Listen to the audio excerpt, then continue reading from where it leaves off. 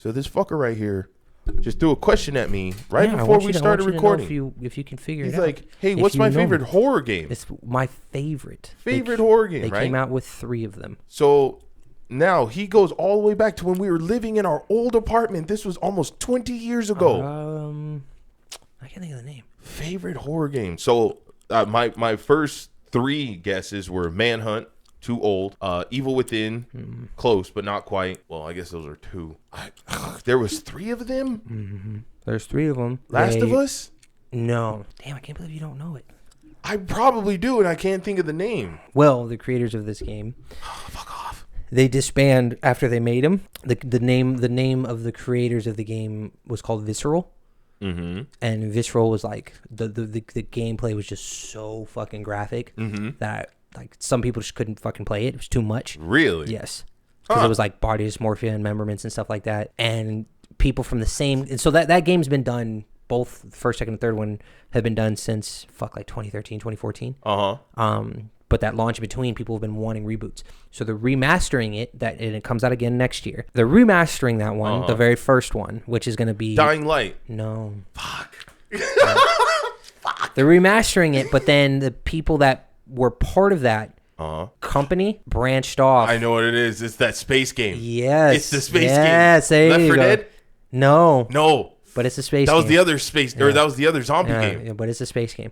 It's not Left 4 Dead. So I remember it's the hand missing the fingers on the covers. Yes, you're spot on. You're spot on. I'm gonna let you tinker with that for a bit. I'm going to punch you. I'm gonna let you figure that one out. But the game that is coming out, it comes out on the 2nd of December. Yes. And it's called the Callisto Protocol. Oh. After this, I'll send you a link. I'll show you a video of the trailer. Yes. It mimics. Like, you think you were playing just a sequel because even the combat is the same, but it's so body dysmorphia monster style.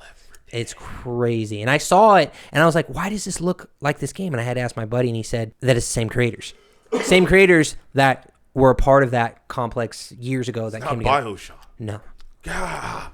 What is it? I'll let you play. Because I always get it mixed up with Left 4 Dead. If you can't figure it out by the end of the end of the episode, then I'll let you know. But we can move forward. All right. Well, while I'm thinking about that, hello everybody. Hello. I'm D. This is Lynn. We're Project Airwaves. If you haven't already, like, share, subscribe, leave a comment.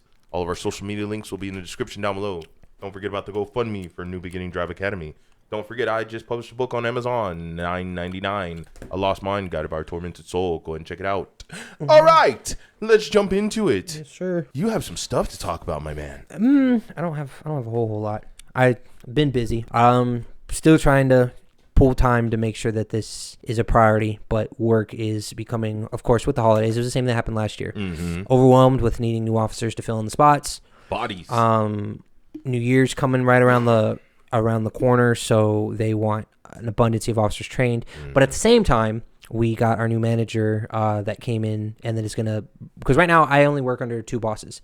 That's very rare at a job, because most jobs you have, like, if you had to count how many bosses you have above your head. Sweet. That's including like the fucking, like, the vice president of the entire company. That's a lot. I would say probably about 6 people, maybe 4 to 6 people above me. And then above so to get to the vice president, though, you're talking for where I'm at. That's a hell of a chain of command. So where my chain command links, I'm 4 below where the president is. You're closer to the tip of the iceberg. I'm still in the peasant area, but I only have 2 people to answer to, and then above them is the guy who runs all of the properties in the world. So you're almost like the gardener. Yeah. I'm the gardener for Hugh Hefner's house. You have access. I get to see the building. Yes, I get to see that person. Where it's like maybe in your time you'll probably never see the owner of UPS. Right. Ever. So they implemented, because our department is such a small, compact department. We do a lot of side work and networking with American Heart Association, ERT, Emergency Response Team, CCFD, any kind of the medical security aspect as a whole runs through that, and our training program makes sure that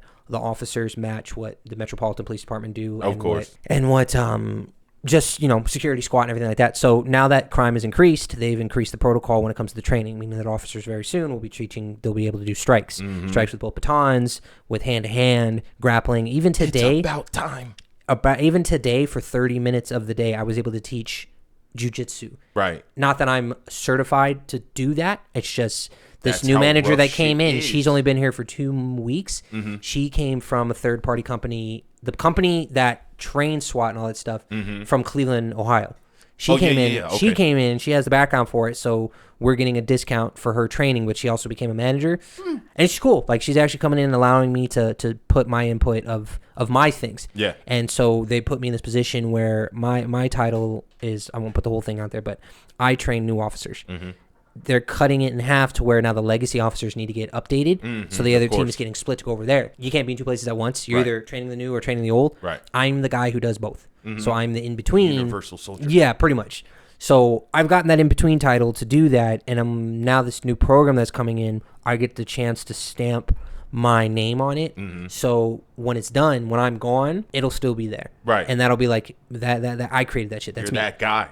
Yeah, so I'm excited for it, but I was showing D the same pictures and the videos of how everything is. And Yes, it's epic. It's a lot. It's a lot of physical activity, and it's like 8, 9, 10-hour days. See, I would say it looks like fun, but the thing is, I know how physically exhausting. And that is. I was just talking to people about it, and I was trying to kind of like explain where my tiredness is. I hate that when I get home because there's so much I want to do. Like when I came here, D had the new God of War playing in the background pretty much, and I had to like shun him, like, I can't watch this because I want to buy it so I can play it, but I know when I get a game like this Callisto Protocol, I will take days off to play this. Yes. Because I want to be able to sit and actually go into playing it, because I know it's going to take me time. But at the same time, work is like, something cool is coming, and it could possibly come with the promotion, Of course. and if everything gets in the direction, it could project me to do something more. Right. But at the same time, I want to fucking break. Yes. I'm tired. I mean, that's what it always boils down to. You Yeah. know what I mean? It's like you're going to work more hours than not. And so, it's, you do your best to, you're going to have to sacrifice your life. You already know. The time is going to be gone. So you just hope at the end of the day, when you get to the end of the tunnel, that, it's a big enough light that you can be like, okay. You know what? It was And yes, worth it.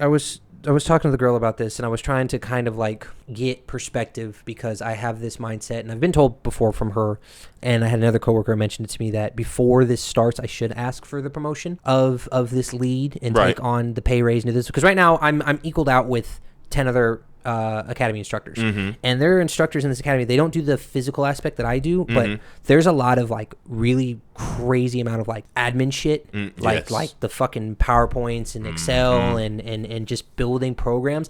I could not fucking do, no matter how hard I would try. It's above my mentality to be able to process it. Like, I could do it and I could fumble fuck my way through, but different, at the level that they're running, they should have been promoted and paid 100 times over right now. And right now, they're doing this work for free. And it's coming across was, okay, well, now in my department, in my area of expertise, I'm doing the same amount for free. Yes. So to ask for promotion when these people that are doing the same as me that haven't asked for promotion got denied, it'll put me in this mentality of like, if I get fucking denied this spot, I'll not want to do anything. Right. But you're humble. That's the thing.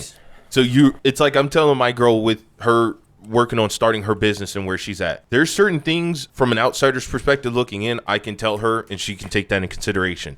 There are other things with her being on the inside that I don't know. So I can't be like, oh, well, you need to do this, you need to do that, because I'm not there. I don't understand, the everyday inner working. So you're there. You're in the belly of the beast. Right. So that's why it's like, if I am getting information from outside sources, not that I don't love and appreciate the information that I'm getting from her. It's, if you're not there to see what's happening, you don't understand why I'm hesitant about doing it, because I want to put it into perspective of, I want it. It's not that I'm not, like, me, I'm gung-ho. I'm going to fucking go for it because I know what my value is. This is my backdraft in my face. Well, if I ask for something when I'm not the first person to try and go for that, and there's other people that defensive tactics is only a portion of what this academy does. Of course. This other officer, she does everything for all 3 weeks, opposed to mine's just a 1 week thing. Right. And she practically does my manager right above. She does her job for her. So when she leaves, my manager is like panicking because this girl's just had enough, and she's like, "Look, I'm doing as much as I can, but she's going into Metro." She's like, "So I'm trying to get out." They know she's trying to leave, and they still won't promote her and pay her. No. So it's like, who's to say they wouldn't just toss me to the side? And that's what I mean. You know better than anybody how volatile and how delicate the situation is. So it requires finessing. But at the same time, you understand your value and you know your worth. If there's any message I would tell anybody, especially now that I'm older in life, to a younger person, is know how much your skills are worth. Because like even right now with me, I'm ready to quit my job at any day, ready to get fired any day, because I've been there 7.5 years. I'm just over it. But it's one of those things of, I know if I were to sever ties with that company, I could go to another company with my skill set and demand, okay, you're going to pay me this much more than starting value because I have the experience. Now, in your situation, you're trying not to step on toes. You know what I mean? You're also trying not to look like an overambitious asshole. Right. You know what I mean? You don't want to be the me monster, like, oh, I'm important, so I deserve the promotion. promotion. And that's exactly it. I don't want to start trying to fucking... I'm not trying to shake the net and make things fucking worse, because right now it's like, in the position that I'm in, I do like the challenge of knowing that I'm going to be making something. Yes. I like to be known that, like, literally, I don't have anybody on my team. And I don't think even if I were to get this promotion, nobody would be upset with it. Yeah, oh, no. Because everybody keeps pushing me towards, like, if the in-service new team... I've trained most of these guys that are in there, so they know you, and they know me. And then it's like when the new manager's like, okay, you know, who on my team wants to do this, to cover Lyndon so we can do his stuff, and they all say like, no, I told you they call me Sifu, like, oh no, Sifu's got this, let him do it because he knows it better. And I'm like, no, I want you guys to do this because this isn't me. I have my own shit I got to do. But at the same time, it's like I can do both, and no one else can. I can do this, and no one else can. So.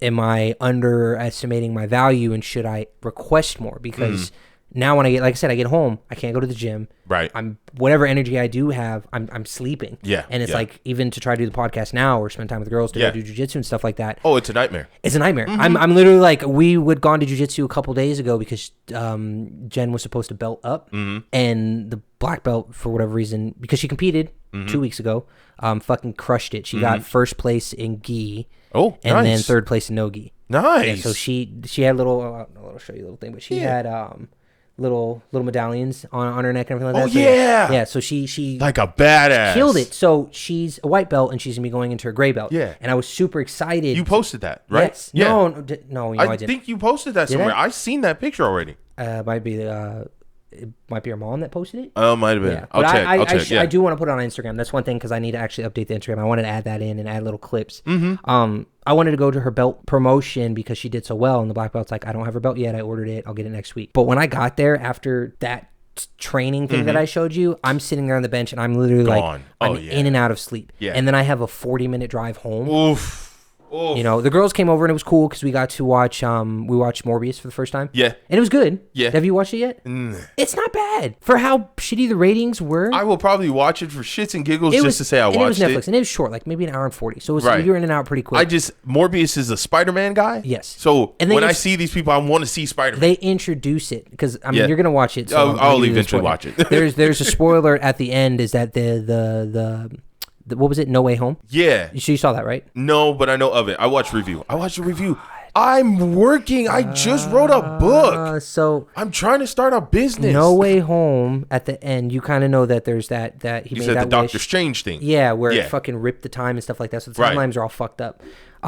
Did you watch the Homecoming Spider-Man one? No, I didn't watch that. Did you watch any of the new Spider-Man ones? I don't like Spider-Man. Oh my God. You can eat a dick. But I remember you giving me a breakdown because there was a Venom thing. Yes. And then at the end of Morbius, wasn't it like Morbius runs into Val Kilmer? The Falcon or whatever? Yeah, the Falcon at the very end, and the Falcon pops up and says, hey, I don't know why the fuck I'm here, because he got teleported into a different time where Spider-Man technically didn't exist. Oh. It showed the snap, like that little glitch thing, but Venom still exists in this time frame, because Morbius does this thing where he grabs a guy, and they're like, who are you? And he goes, I am Venom. Right. I'm just kidding. And he just goes and throws him away. So Venom does exist in that timeline. Yes. Venom exists in that timeline. And then Falcon pops up in that timeline now. Yeah. So now it's like, but then Spider-Man's not there. And so Falcon finds Morbius like in the middle of like the fucking desert. Right. And he looks at him and he tells him, he's like, hey, he goes, I'm Falcon. I got a bone to pick with the Spider-Man guy. He goes, well, let's join up. And Morbius is like, I'm curious. And then it cuts out. Huh. So it's branching for some stuff. We'll see. But Morbius is a Sony-based thing. Val Kilmer is old. I mean, yeah, he's old. We need to leave him alone. He's old. Old. He's old and a little dusty, but he's still, like 70 some odd years. I mean, the man can act his ass off. Don't get it twisted. Yeah. He's still doing. But he's old. He's still doing good. That's just like Arnold Schwarzenegger. No. He's old. People, leave the man alone. He's doing fine. I know, but he's old. You can just see the age. Why wouldn't you want to watch You know what? I saw Bullet Train, and Bullet Train had Brad Pitt. Oh, Brad Pitt! I want to see that. Just as fucking old and killed it in that man is gorgeous. See, so and he's a great fucking has actor. Nothing to do with Me it. and my girl just watched Mr. and Mrs. Smith a few days ago. You should watch. You remember Smoking Aces? Yeah. Yes. Oh my God. It is Smoking Aces. Yes. It's the same thing. But it's on a train. It's on a train. It's on a train. It's all, and it's like it starts a little slow, but they've got Kick-Ass in there. They've got Scorpion from Mortal Kombat. Is it like Knives Out? Because wasn't that on a train? I never saw Knives Out. It felt like Clue. You know, it was like a detective. No. It was Smoking Aces. Like how Smoking Aces, how they were trying to kill the guy Buddy. Yeah. Whatever his name was. Yeah. This was kind of the same thing. Everybody was out to go get this one target. Yes. And Brad Pitt was also a part of it, but so didn't funny. know that there was 100 assassins on the fucking train. Is Tom Cruise in there too? Somebody's in there. I wasn't expecting. I forget. It was somebody else, and I was just like, "Oh, this is gonna be fucking amazing." Who else was in there? I forget. It was Sandra Bullock was in there for some random reason, but she was in there. Somebody made a cameo, and it was one of my other favorite actors. But yes, yeah, but Scorpion was in there. What makes me upset is why haven't we made Brad Pitt into a mutant or an Avenger or something yet? Maybe he just doesn't want the role. He hadn't done a movie in a very, very long time. We were just watching, was it World War Z not too long ago? Yeah. I showed them that for the first time because I'd never seen it. Oh. And I was like, even till to this time, it's still really good. Good movie. Troy. And after that, oh yeah, of course. Yo. Troy. But after World War Z, he stopped making movies for a long time because he was going through divorce. And now that he's divorced, Bullet Train comes out and it fucking kills. Oh, of course, because the man can probably focus now, stuff like that. So you went to see Black Phone? No, What's it called? So I saw Black Phone. Oh, okay. On Halloween. Yeah. And that was really good. The concept about it, of a serial killer that was kidnapping kids, and they had to kind of play a game to get out. Yeah. But it looked like it. No, it's weird. It's like hard to explain. You don't mind spoiler. I mean, it's been out for a minute, but this kid, the plot twist at the end is what made it so fucking good. So the sister and the son, the sister and the brother were in an abusive relationship with their dad. Their dad would just fucking freak out because he was drunk because his wife had died or killed herself. Oh, yay. And this is back in the olden times because it looked like Stranger Thing era. The sister could like premonitions or something? She could astral project. Oh, so okay. she would sleepwalk and be able to see things. And when these crimes were happening, because this black van would come around, Ethan Hawke would just go and fucking snatch people. And she could fucking see everything. And these detectives are like, how? Like, how the fuck do you know this? Right. So the dad starts beating her, saying, stop doing this. Because he said, stop being like your mother. Because her mom used to do it. Of course. Well, of course, because the mom did it. She wants to do it more. She does it, but then the son has the ability too, and you don't know about it until later on. What happens? The son doesn't have the same ability as her, but he's in this room after he gets kidnapped, and he's in like the basement. He's in the basement, and there's a phone on the wall. That's black. It's not connected to anything. But every time he goes to pick up the phone, he can hear people talk on it. Yeah, it'll like randomly ring or something, and he's talking to the kids that to the kids that died. Yes, okay. So every single time something happens, where it's like he thinks he's about to get away. Like the guy comes downstairs, gives him like fucking scrambled eggs, and then doesn't close the door. And it's crazy. So he doesn't close the door, and the kid looks around. And he like knows the door's not closed. So he goes to open the door, and the phone rings. He looks back at the phone, goes back to the phone, picks it up, and the kid's like, the ghost kid's like, don't go up there. And he goes, why? He goes, this is my chance to get out. He goes, it's a trap. It's a trap. Yeah. He'll be sitting there in a chair waiting for you. Oh. And he's sitting, and it shows him like as he's talking, he's in the kitchen sitting there with no shirt on, the mask on, and he's got a belt in his hand. Oh. And he goes, he wants you to play the game. And if he wins the game, he'll kill you. He's like, so don't do it. So he closes the door. So the guy comes back downstairs the next day. He goes, you didn't come up. And he's like, yeah, I couldn't. The door was closed. He's like, okay. So he starts asking questions to try to link around. So he'll set up little traps and stuff like that to catch him the next time. Goes, answers the phone again. The kid's like, hey, I dug something underneath, and I need you to break this away. There's a trap right there. If you break that, when he comes through to chase you, he'll fall through. So the kids plan, all of their deaths link into ways to help him finalize a way to kill the dude. Yeah. And at the very end, he fucking like breaks his neck. It's crazy. It's good. I like plot twists like that because it gives you more than just the basic shit. Right, because you can't predict the ending, and even if you do, it's nice to see it in a different way. The way they even predicted it, I thought the entire time that the way they predicted it, to where finally when the little girl projects the right spot, the police get there and you see the kid standing outside across the street saying they were raiding the house across the street when he was in the opposite house. And he steps out, but nobody sees him. And we're all like, did he die? Is he dead? And the little girl goes running to him to go grab him, and your thing is going to cut, and then she actually makes contact with him. So nice. He didn't die, but they made it seem like he died. Okay, I like it. It's a mindfuck. Yeah, it's a mindfuck. Yeah.